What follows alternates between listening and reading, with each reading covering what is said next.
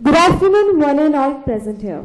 It's my immense pleasure to introduce before you all Mr. Rajit Desai. Mindshare, the flagship India agency of Group M, has further strengthened its consulting and analytics discipline in the West with the appointment of Rajit Desai sir as principal partner Mindshare Consulting in June 2014 in Mumbai. Sir has done his schooling from St. Xavier's Loyola Hall, Ahmedabad, and graduation from Gujarat University. Sir has done his MBA in marketing from Nasi Monji Institute of Management Studies. Sir has over 18 plus years cross-functional experience in media businesses in India. Sir also handled senior roles in marketing, sales, strategy, client servicing and business development. Sir began his career in 1997 at Hindustan Thompson Associates and worked in the media planning function for 3 years, handling clients such as Lux and Kellogg's. He later shifted to Sony as brand manager and resigned in 2014 as manager marketing. Sir then moved to Times Global Broadcasting as group manager marketing in 2004, where he was part of the startup team at Times Now.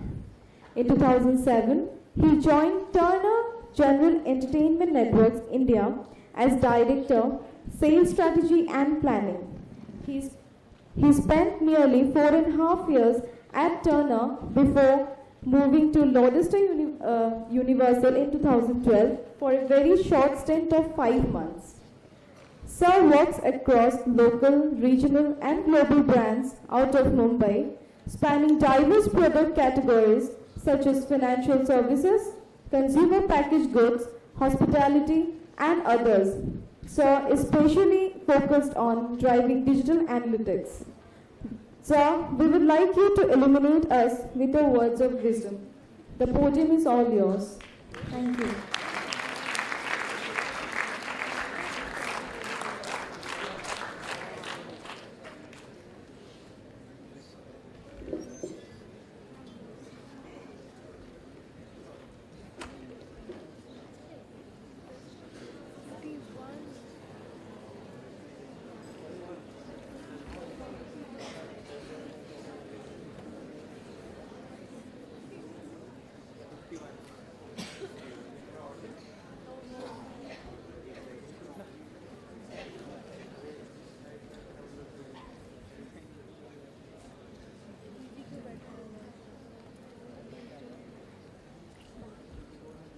Am I audible? Can everyone hear me? Yes.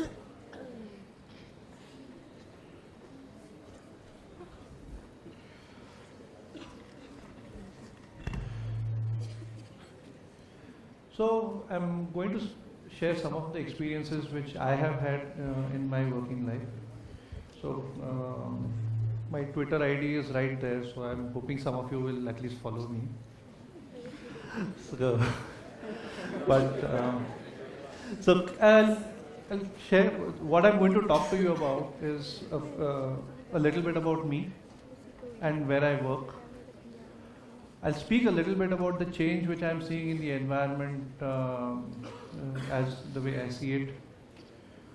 I will talk a little bit about my definition about success and what I think it takes. And through my conversation, I'll try and layer it with my experiences wherever that I can, which really come. So this is my LinkedIn profile and my Twitter ID. So you can probably look it up in terms of what I've done. But what I have really gone through is I've worked in some companies which are large, some which are small. I've handled diverse set of roles. In marketing, in sales, in strategy, planning. Some of them have been startups, some have been established companies.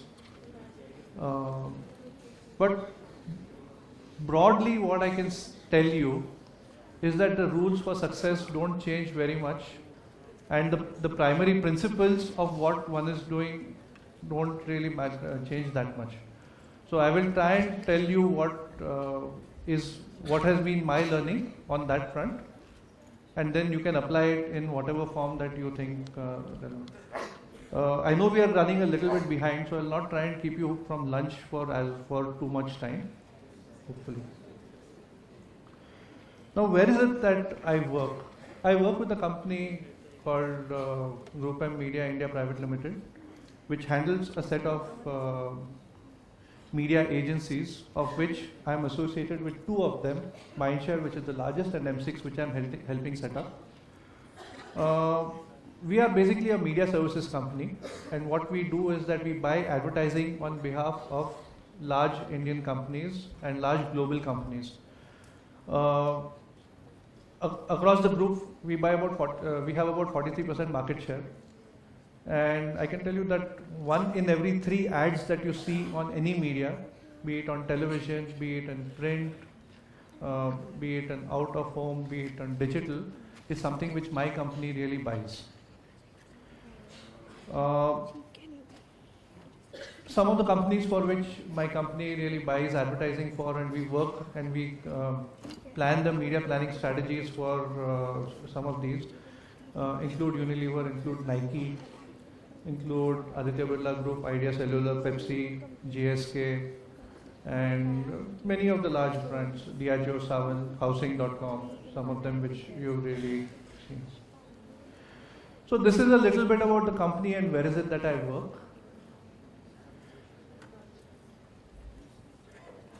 But the crux of what I really want to talk about is about change.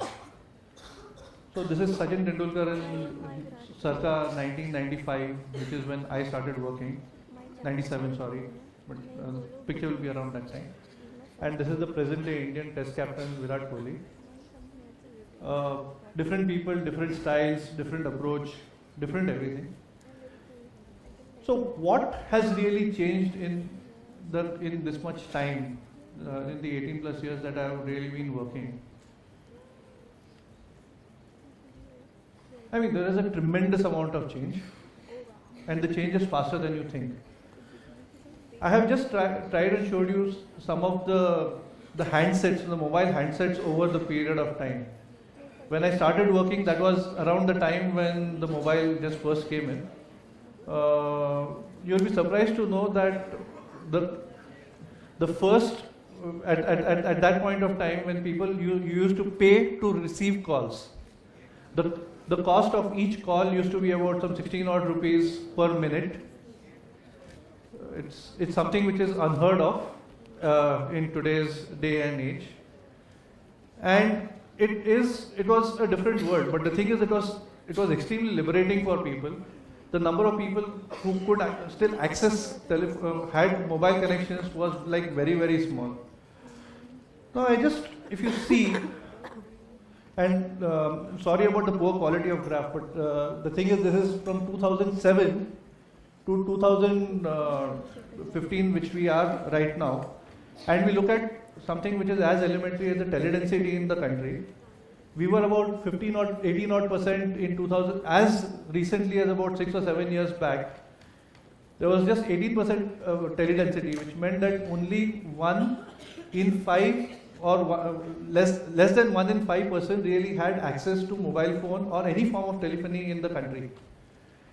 And today, it has become so ubiquitous that everybody pretty much everybody has got access to telephones. Now, some of this, if you see the industry in which I work in, which has seen a big change which has really happened, is around the year 15 years back, there would be about some 20-25 odd TV channels. If you go back 10 years before that, then probably only Doordarshan, which all of us used to see. This is not a world which a lot of you would have really experienced, because all of you in this room predominantly have been in the post-CNS age or post-cable and satellite age.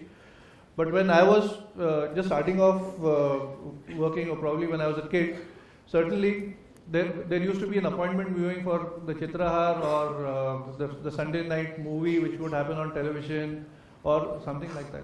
And today, we have 1100 plus channels which are there in the country. Now, if you see, and each year we are adding more and more, and this same story holds true across media. So while I've shown television as a representative out here, the thing is today you have a Times of India in Chennai. You have a Times of India edition which comes out of Goa. It comes out of every nook and corner in the country. You have Dainik Bhaskar, which used to be only centered around Indore and Bhopal. You have editions which are like coming out of Punjab, out of Rajasthan, out of Jharkhand, out of Bihar.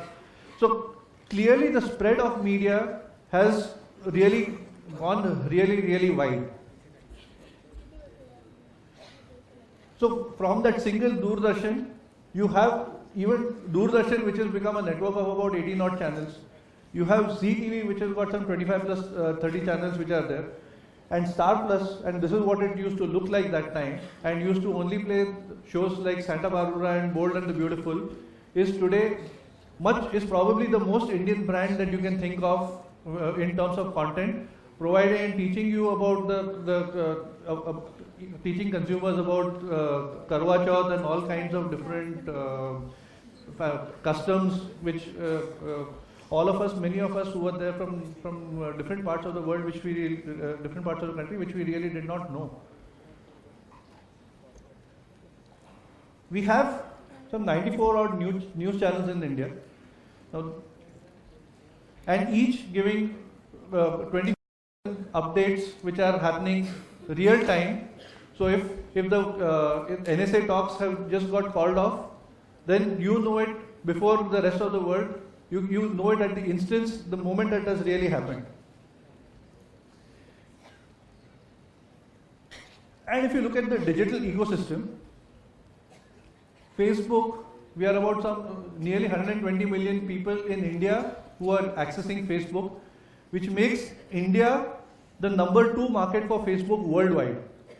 If you see the speed at which and the rate at which all the large digital networks have really grown, India is the top 2 or top 3 market for practically everybody, despite an internet penetration of only just 268 million. And when I'm saying 268 million people who have access to internet, that is 1 in 4 people. Now, when you see the kind of impact that this is having on the lives of the people, it is something which is unprecedented. It is not something which any of us can really see and anticipate. The thing is, if you go back 10 years back or 15 years back, when internet really did not exist in the country, versus what you see, the kind of growth which has really happened. And if you see the startup ecosystem which is really coming in,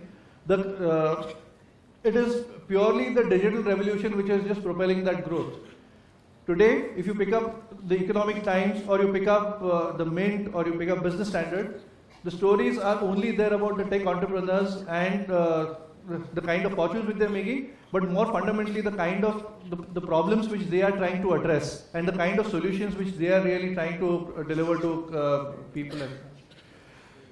If you see the time taken, the number of years for each of these media to reach 50 million households, 50 million people in India, it took radio 38 years to reach 50 million.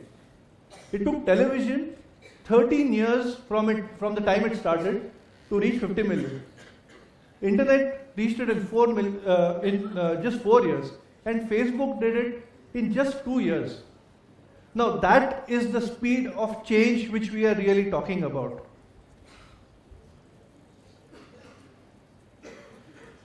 And if you see technology, the way it has changed lives, here I've shown a family, and this is the e-Chopal which ITC has really put in, where people from villages are able to access information real time and get whatever the information which they need in terms of market prices, in terms of what they basically improving livelihood. And on the other side, you have a person who is basically a rag picker, has nothing else in life, but the thing is he has his mobile phone. That is the kind of life which you are talking about, and that is the kind of corporate India which you are going to enter. You are going to need to design products and work and in terms of market products to these kind of consumers who are hyper connected. This is something which is unprecedented. It has never happened before. You see the total, the per capita income, which is like really, and the blue line is the one which is India's, and the speed at which we are growing. We are now about $3,500 per capita income, which is what we had. And the reason why I plotted that against the China one is that you see the kind of growth which has happened over the last 15-20 years for China. Now that is the kind of growth which we are going to see in our lifetime, and definitely in your lifetime, at that same level of growth, which is something which is going to happen.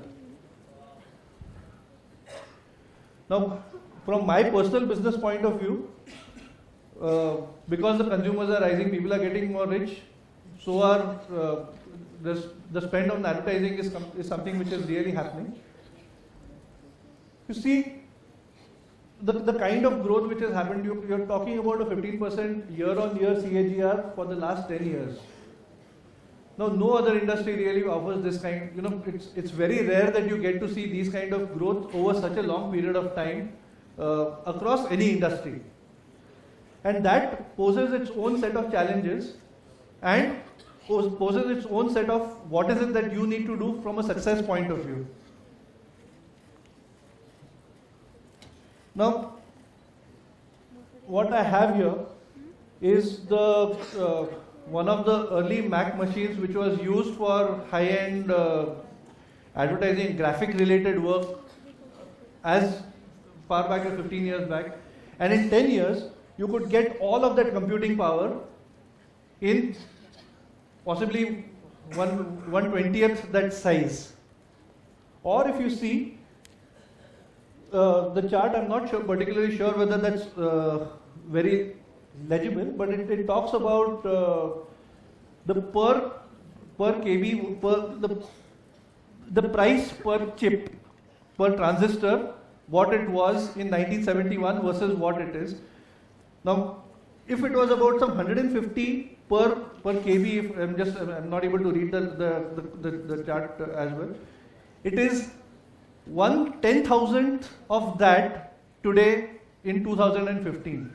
So that is when you're talking about change, then that is the velocity of change which we are like really talking about. So you are starting off on your career path right now, and all of you are in the rat race, whether we like it or not. Some of you may move on to doing things for your own as entrepreneurs and everything, but most of this presentation is from an employee, from a working point of view, and a lot of the principles would probably hold even if you were an entrepreneur in that sense. So what is the path to success? See, there is no one fixed direction. Now, at a more immediate level, some of you are in first years, some are in second years, how do I secure that best summers? How do I get my dream job in the finals? These are some of the questions which all of you have, I'm sure you're grappling with right now. But the only advice which I would have for you is that your career is that of a marathon and not a sprint. So don't look at your career as what you get in your first job, what you get today, or what it comes to you right now. Maybe you will get a great job, maybe you won't. But what is it that is only the start? How you are able to translate that over the next 30-35 years of your working life is what is of absolute essence to you, and what you really need to focus on. and not look at this as a particular thing. So, if I just do a simple 2x2 matrix of people who got great job from my campus when I passed off out of NMIMS in 97, and the great career, you will find spectrum of people in all the 4 quadrants.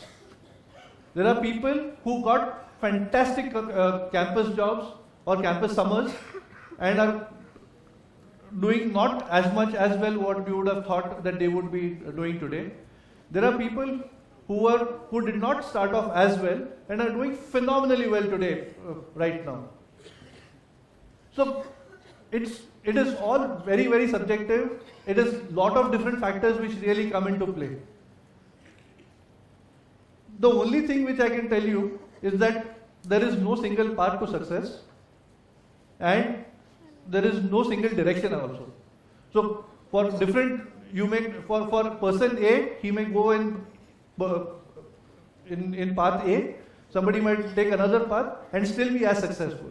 And somebody else might follow those same paths and still end up being not so successful. So, and also, the road to success, what you tend to think is that, okay, if I do this, then there's a simple cause and effect relationship which is there. So if I put input A, then I will get output B, or likewise. No, it does not work that way. If you think that if this is what the path to success should look like, it really is there all over the place. It goes from here to there, and you never know how things are really end up. One of the big questions which a lot of people grapple with is that, is it great to stick in one job, or you keep changing over every few years? Now again, there is no fixed answer on that.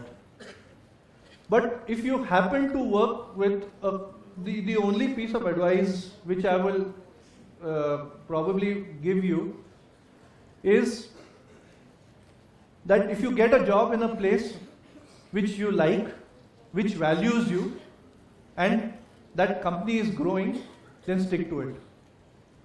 Because and all of these 3 things are really extremely important when you're really talking about. So, remember, nothing succeeds like success. So, a lot of people today write books, they write papers, theories, they build theories about I did this and hence I did. In fact, and sometimes even we are guilty of it. So, a year and a half back there was this rage of Kolaveri, or which I'm sure all of you have really heard the song. Now, for a song which has got no connect with 85-90% of India, how is it that it really became a pan-India hit? And today if you just do a Google search and find, then you will find case studies of what Kolaveri did right to make sure that it became a viral phenomenon. Boss, if it was so easy, then everybody would have made a Kolaveri. No? It doesn't work that way. Everybody has got, and so once you become successful, then you will always find a retro story to see what you did to make sure that really worked. But at the point of time of crafting that journey, you really don't know. Nobody knows. Your past vision is always 2020 and future is always unknown, as Master Shifu said in Kung Fu Panda.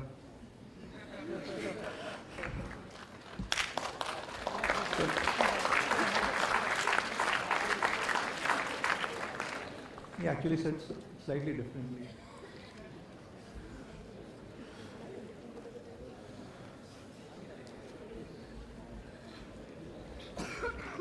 Now, success in your corporate life broadly depends on 2 factors.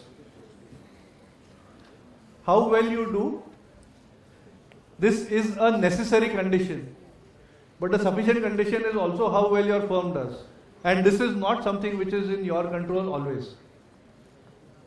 You may be in the right place, you may be doing extremely well, but if the other place, the other condition is not fulfilled, then your chances for growth become that much stunted. And if this is the case, question which is asked is luck important? How can you control luck? Well, to some extent you can, but to a large extent which you can't. So, if luck is what happens when preparation really meets opportunity. So, the thing which is in your control is your ability to prepare.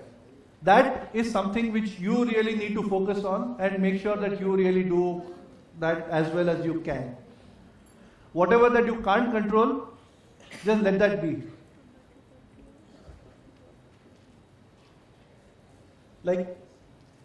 So if there are set of things that matter and things which you can control, your focus has got to be on the intersection set, and you will be really surprised that over a period of time,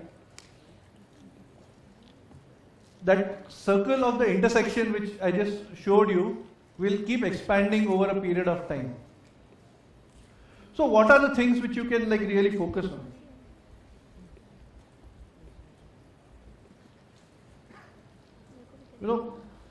Hard work. A lot of people come and say that I work smart, I do this, I do that. Yeah, all that is fine. Working hard does not mean that you don't work smart. But working hard, non-negotiable was. Whatever that you do in this, nothing else matters. The next thing is take responsibility. You will be given tasks, you will be part of teams, you will be leading teams at some point of time, you will be doing things, but unless you decide to take charge and take responsibility for, okay, I am going to take charge of these 1, 2 and 3 things, there is no real growth path on things. Because nobody, believe me, nobody wants a teammate or a member who is not responsible for what. Because the reason why you are hired is to do a particular job.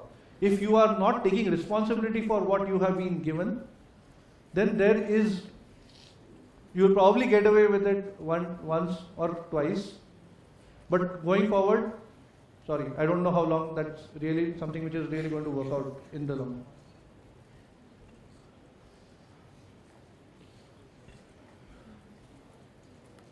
I heard a large part of her presentation, the session before, and she made a few very, very valid points in terms of the thing.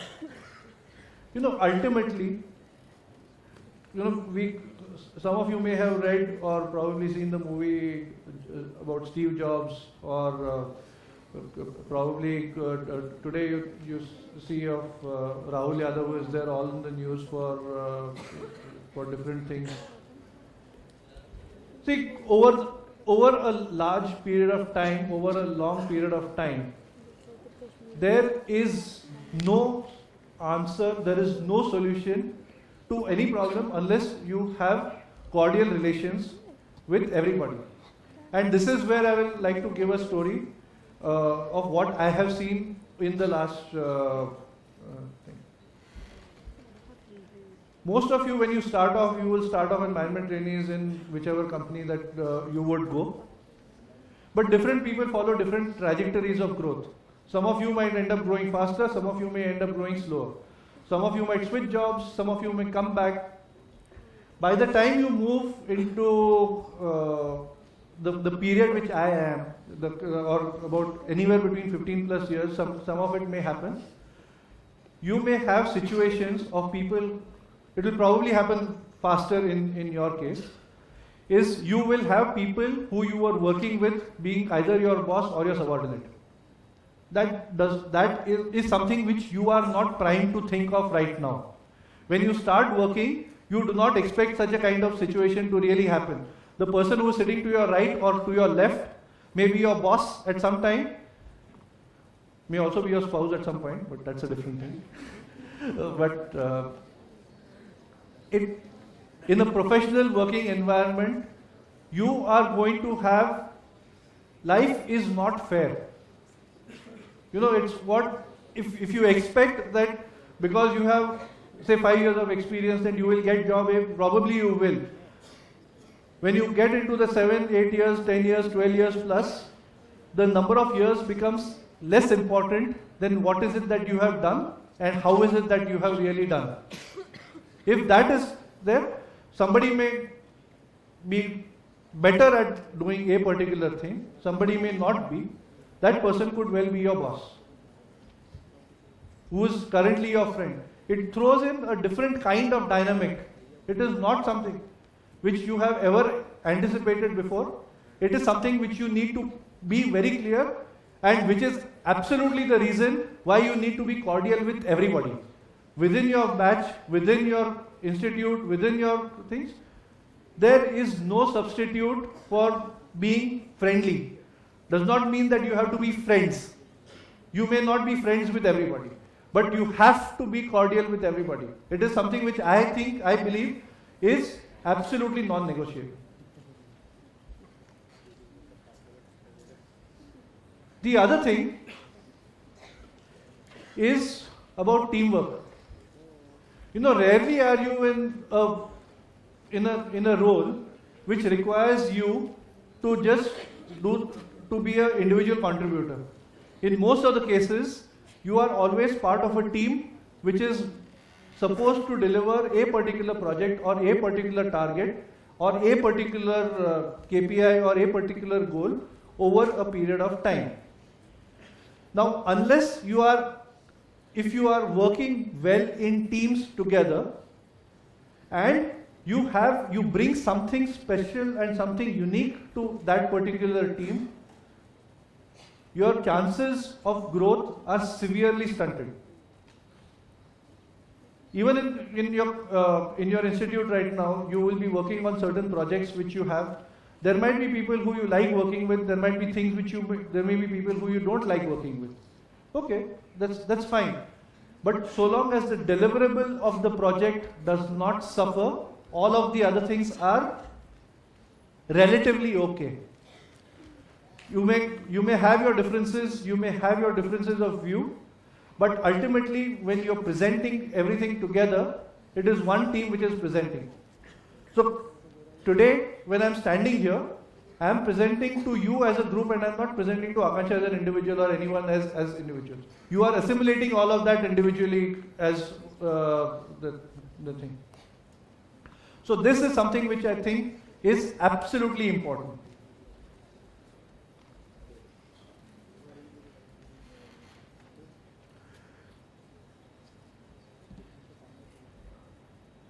Key thing is about building your personal equity. Always remember that your personal integrity, how you conduct yourself, how you go about work, will be something which is bigger and better than even the largest corporate goals. So if there is something which you stand for and you believe in, then make sure you stick to that, no matter how high the corporate goal might be. So and this is something which is going to stand you instead over a long period of time. I have just touched upon this a little bit, and the thing is that there is no linear trajectory in corporate life anymore. People. The one thing is that we are always tuned to think of organization as a triangle where there is a hierarchy of growth which will happen. There will be times when if you are all familiar with the product life cycle, and there's a entry stage, growth stage, maturity and decline. The thing is, there will be a point of time when when you reach a particular stage, then there will be a decline which is going to set in. You are not going to be able to escape that. You have to just make sure that how far are you able to push that, and what is your ability to skill yourself in such a way that you are really able to really deliver on that. See, life is really not fair. Spoke about this, but now you have to do what is given to you, and what is it that is in your control. Again, I'm just touching upon that. So just make sure that you do whatever that really best comes out of that.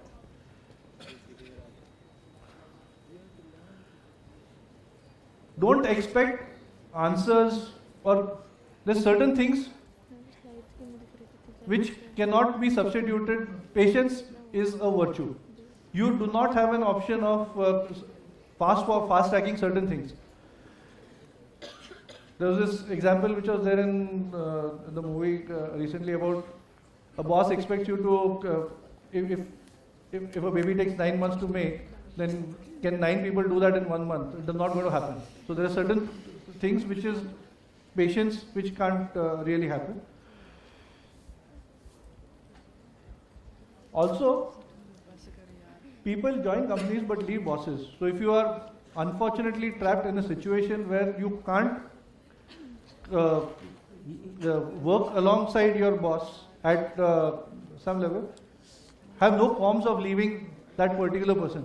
But also remember that that person is not going to be your boss for long. So which is where the tying in with the patience really happens, just before the slide which I just put before. Now, love your job.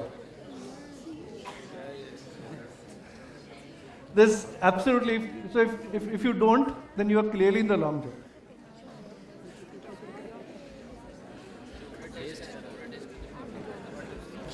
I have touched upon the PLC part about how the maturity and decline really happens. So I'm not going to spend a thing. But the only point which I will show is the triangle which is there. You know, if the triangle keeps, if things keep getting narrower and narrower as you rise, and your number of years of experience rising, then what happens to people who fall by the wayside? Just give it a thought. It is not something which you need to do about it right now, but it is something which is really worth considering and keeping in mind. Now, see, some of the companies which I really joined were not the same companies which I really left. And this speaks about the trajectory of growth, or trajectory of the volume and velocity of change which I was really talked about. When I came out of campus, I joined this company which was called HTA. In about 3 years, that company today, and which is where I have come back after spending some time outside in different companies, has gone through so many stages. One is that it has split into 2 different entities, and these are the different names and different organizations by that which the same company and the same task of work which is really been doing. Now, so if this is the kind of environment which you are living in, what is it about loyalty? Which again ties to the fact about building your personal equity. Not a lot of people will say this upfront. Lot of the companies which you are going to work with may not exist. If you start working and you think that, okay, this is the greatest place, it is the dream job and everything, then that's fine. I started in 2007, I joined this company called NDTV Imagine. It went through multiple phases, became Turner, and eventually shut shop, pulled out, company shut down, all of us without job. This happened to me, it happened to everybody, all 150 of us who are in that company, it can happen to you. And it probably will happen to a large number of you, more number of people than you think it's going to be possible. So you need to, which is why again building your personal equity becomes that much more important. You are going to work in companies and industries which have not yet been invented. So when I started working, this is what Yahoo, the homepage of Yahoo really looked like. This was the Facebook page of Feb 4, 2004 when it really was launched. Today it is the most preferred employer for a very large number of people in this. So the only thing is, अपना काम से काम करो, फल की चिंता मत करो. But whatever that you have been given, do it damn well. Do it as well as you can. Make sure that you do everything. What will also happen is your definition of what is success will change over time. What you think is success today is not how you will define success 5 years down, or 10 years down, or 20 years down, or probably what I would do 20 years down for me as well. In my case, success is really, if you're looking only from a work point of view, focus on things which are your passions, do things which you like, invent things which you don't, but make sure that you do something which is worthwhile. That's all I really have to say. Thank you.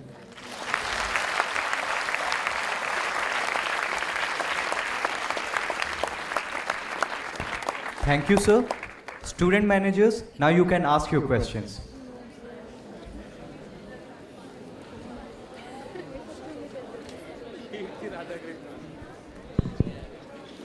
Hello. Good afternoon, sir. So, yeah.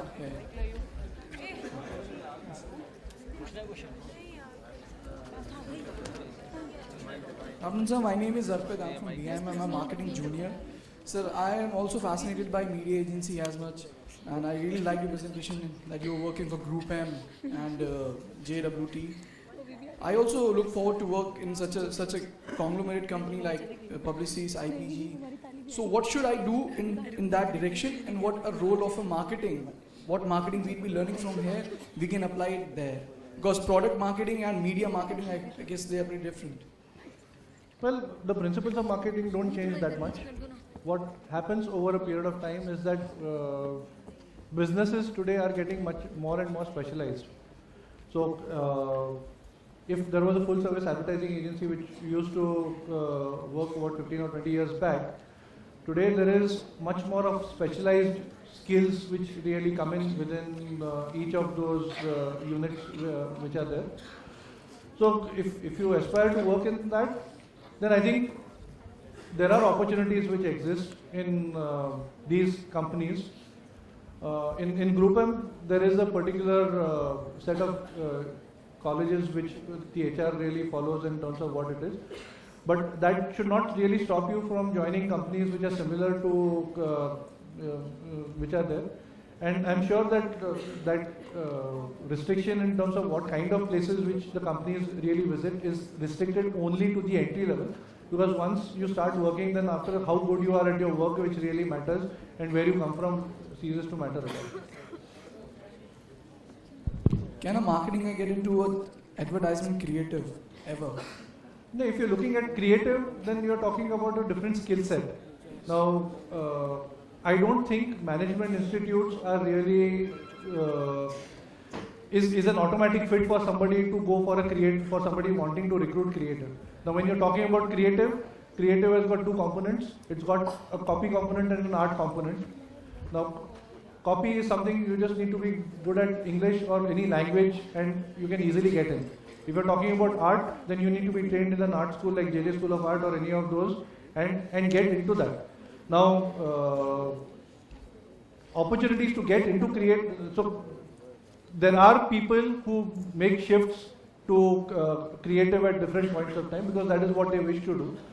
There are people who make shifts out of creative because that is what they wish to do. So there is, again, like I showed about the success, it is like spaghetti, it is not straightforward.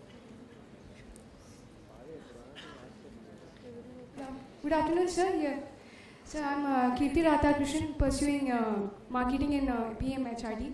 Okay, my question to you is that, talking in future perspective, to be a successful marketing professional, I know that now like it's very competitive right now. What are the areas that he or she should excel in?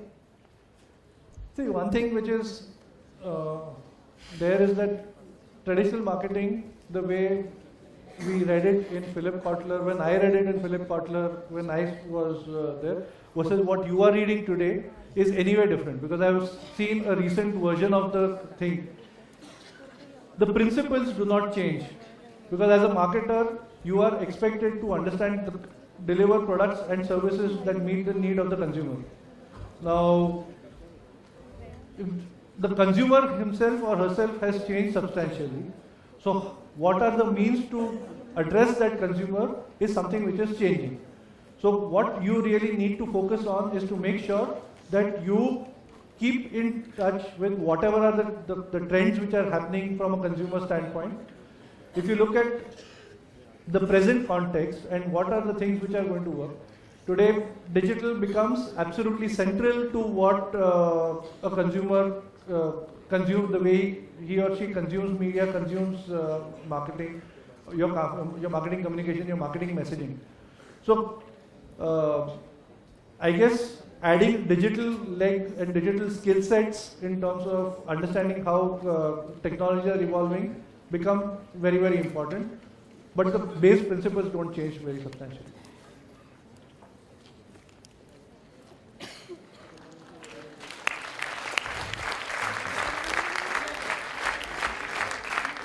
Thank you, sir, for sharing your experience with us. You updated our knowledge regarding the growth of the world in this current scenario. You explained us that how planning, strategy, and controlling helps business development. There's one here. There's one here.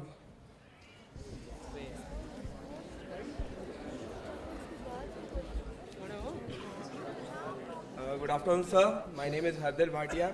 Sir, as you said that if a company is growing or moving, so you should stick to that particular company. But my question is that if I'm getting 30-40% hike with some other company, so what should I do? Because at the end of the day, our motive is to earn money, right? So should we move or should we stick? You have answered the question yourself, because the thing is that if your motive is to earn money, then you have to see till what extent that future career really offers you a growth path. Because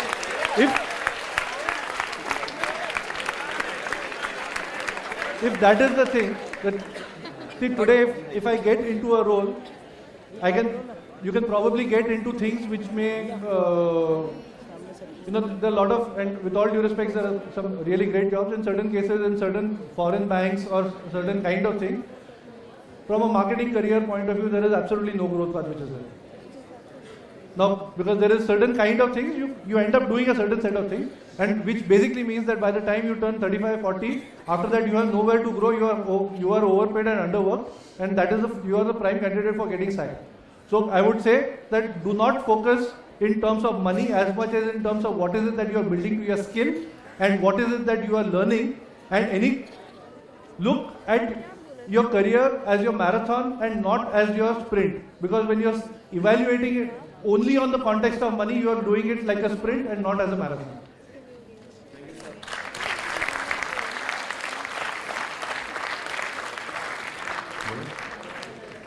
Thank you, sir, for sharing your experience with us. You updated our knowledge regarding the growth of the world in this current scenario. You explained us that how planning, strategy, and controlling helps in business development. You also have reminded us that how fast technology is changing our life.